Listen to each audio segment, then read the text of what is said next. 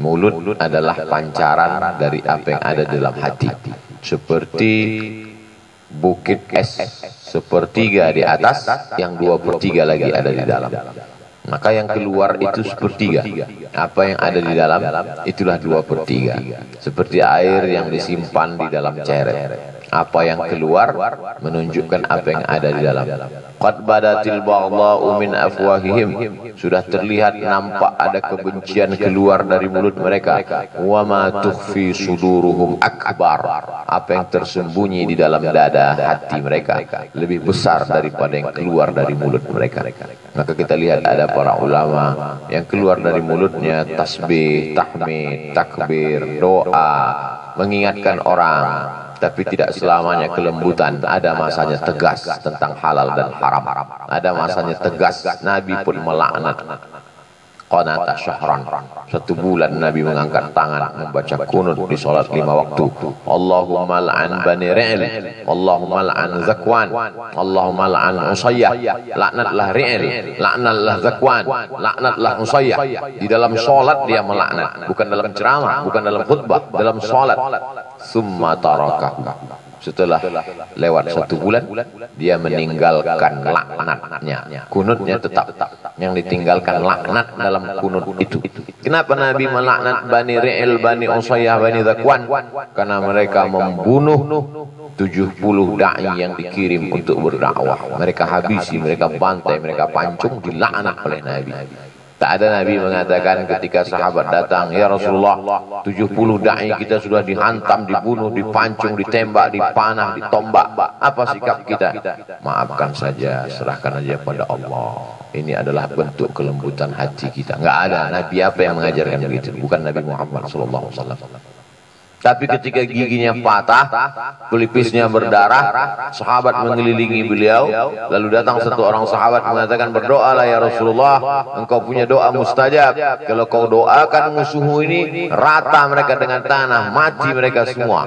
Apa kata Nabi? Lam ub'ats la'anan, aku tidak diutus menjadi tukang laknat. Doa yang mustajab, doa pamungkas itu biarlah aku simpan. Untuk apa? Syafa'atan li ummati yaumal qiyamah, untuk umatku pada hari kiamat. 14 abad yang lalu dia sudah memikirkan kita di akhir zaman. Ini untuk umatku kusimpan. Kenapa pada saat pertama tadi dia melaknat, marah, berdoa dalam 1 bulan? Kenapa untuk kasus ini dia tidak marah? Konteksnya beda.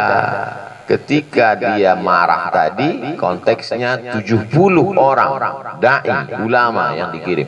Sedangkan ini dia tidak marah karena pribadinya. Kalau untuk pribadi kita tak perlu marah, serahkan pada Allah. Jadi bedakan. Jangan ketika konteks berjamaah dilarikan ke pribadi, konteks pribadi dilarikan ke jamaah. Itu Ustaz itu ngamuk-ngamuk. Kenapa? Karena diejek pribadinya. Itu orang penuh dengan kelembutan. Tampilkanlah Islam yang lembut, yang soft, yang inklusif, yang rahmatan lil alamin. Tapi ulama dihantam, dicaci maki, Islam diejek. Ya kita jaga saja hati kita. Ini datang dari mana? Laqad kana lakum fi Rasulillahi uswatun hasanah. Dalam diri Nabi Muhammad SAW itu ada suri tauladan yang baik. Kita tiru dia kapan dia marah dalam berjamaah dan kapan pula dia lembut dalam kepribadian. Maka semua yang dilakukan Nabi SAW itu adalah contoh sampai hari kiamat. Modelnya, juklaknya, bukunya mana? Al-Quran. Model hidupnya yang bergerak, bukan tinta yang ditorehkan di atas kertas mana? Kana khuluquhul Quran. Bagaimana Rasulullah itu wahai Aisyah? Aisyah menjawab, kana khuluquhul Quran. Akhlaknya adalah Al-Quran. Lalu setelah dia meninggal, siapa contoh kita sekarang? Al-ulama warasatul anbiya.